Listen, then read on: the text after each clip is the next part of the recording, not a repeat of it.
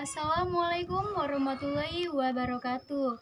Tabipun, yang terhormat Bapak Hervin Yoki Pradipta MHI selaku dosen pengampu mata kuliah Filsafat Hukum Islam. Sebelumnya izin perkenalkan diri, nama saya Rohma dengan NPM 2021020224, Prodi Hukum Tata Negara, kelas C, Fakultas Syariah, UIN Raden Intan, Lampung. Di sini saya akan memaparkan materi tentang sifat dan karakteristik hukum Islam. Materi yang pertama yaitu sempurna. Kata sempurna sendiri memiliki arti utuh dan lengkap segalanya. Kesempurnaan hukum Islam dapat dilihat dengan diturunkannya syariat Islam dalam dua bentuk, yaitu umum dan mengglobal permasalahannya. Kecuali dengan beberapa hal yaitu yang bersifat langgeng, nas memuat prinsip-prinsip hukum terperinci, konkret, dan teknis. Dengan bentuk umum dan global tersebut, syariat Islam dapat menjadi petunjuk universal dan dapat diterima di semua tempat dan setiap saat hukum Islam dapat berlaku sepanjang masa. Selanjutnya yaitu elastis. Elastis sendiri artinya mudah diubah bentuknya dan mudah kembali ke bentuk asal, lentur, dan luwes. Keelastisannya mencakup di segala bidang kehidupan manusia, baik jasmani maupun rohani, baik mengenai hubungan manusia dengan Tuhannya maupun hubungan interaksi sesama manusia. Hukum Islam sendiri memperhatikan segala aspek kehidupan manusia, baik di bidang muamalah, ibadah, jinayah, siasa, dan bidang-bidang lainnya.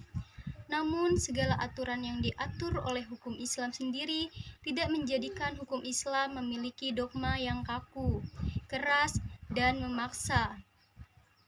Sendiri membuka peluang untuk memanfaatkan akal guna berijtihad dan memilih cara-cara yang paling sesuai bagi pelaksana dan sesuai pula dengan keadaan. Selanjutnya yaitu universal. Universal sendiri berarti umum dan bersifat seluruh dunia. Artinya hukum Islam itu tidak dibatasi oleh lautan maupun batasan suatu negara. Bukti yang menunjukkan bahwa hukum Islam mempunyai sifat universal atau tidak harus dikembalikan kepada Al-Quran. Universal hukum Islam ini dinyatakan oleh Al-Quran sendiri yang terdapat dalam surat Al-Anbiya ayat 107 dan Al-Saba ayat 28. Kedua surat ini menyatakan bahwa syariat yang dibawa oleh Nabi Muhammad bukanlah khususkan untuk orang Arab saja, akan tetapi berlaku bagi seluruh umat manusia yang ada di seluruh dunia.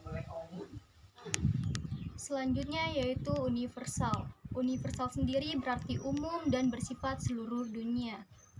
Artinya hukum Islam itu tidak dibatasi oleh lautan maupun batasan suatu negara. Bukti yang menunjukkan bahwa hukum Islam mempunyai sifat universal atau tidak harus dikembalikan kepada Al-Quran.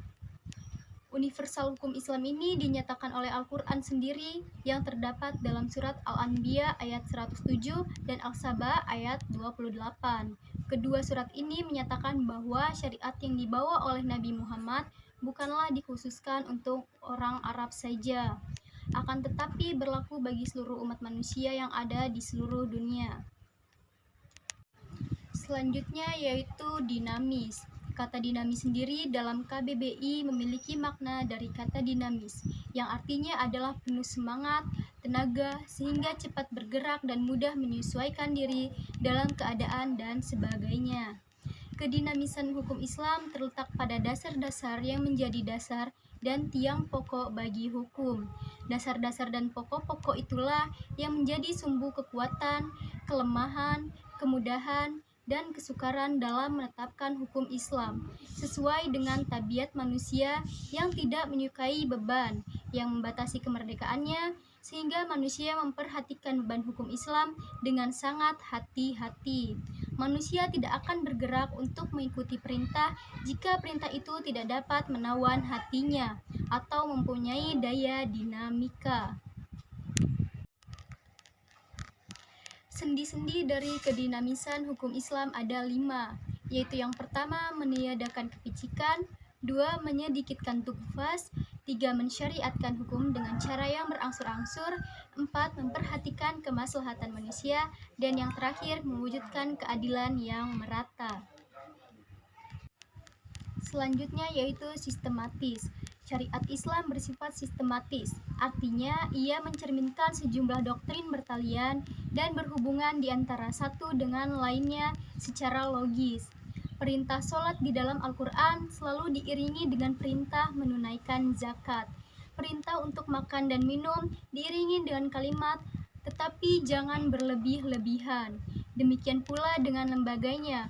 Pengadilan dalam Islam tidak akan memberikan hukum potong tangan bagi pencuri, bila mana keadaan masyarakat sedang kacau dan terjadi kelaparan.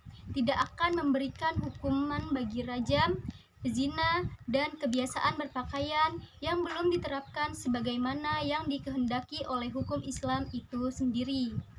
Hukum Islam dengan lembaganya demikian itu saling berhubungan satu sama lainnya. Hukum Islam tidak akan bisa dilaksanakan apabila diterapkan sebagian dan ditinggalkan sebagian lainnya. Selanjutnya, hukum Islam bersifat ta'abbudi dan ta'aqquli. Al-Syatibi menyatakan bahwa ta'abbudi adalah sesuatu di mana tujuan hukum dalam melembagakan hukum untuk membebaskan mukallaf dari perintah-perintah bawa nafsunya, agar dia menjadi hamba Tuhan dengan sukarela, sebagaimana dia juga hamba Tuhan secara alamiah. Sedangkan ta'akkuli adalah sebaliknya.